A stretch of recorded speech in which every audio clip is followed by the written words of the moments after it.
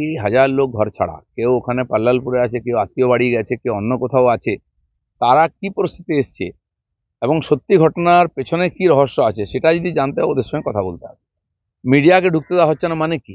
যারা কথায় কথায় বলে গণতন্ত্র নাই, এখানে মিডিয়ার স্বাধীনতা নেই, তারা কি স্বাধীনতা দিচ্ছে?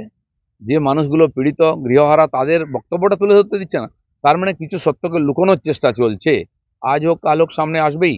আজকে মানুষকে সরকার বলছে ফিরে যাও, তারা ফিরতে চাইছে না, কারণ তাদের কোনো সুরক্ষা নেই, পুলিশের উপরে সরকারের উপরে ভরসা নেই। জায়গায় জায়গায় কয়েকটা বিএসএফ ক্যাম্প আছে, বিএসএফ ক্যাম্প, এখানে আইন শৃঙ্খলা রক্ষা করা বিএসএফ এর কাজ নয়।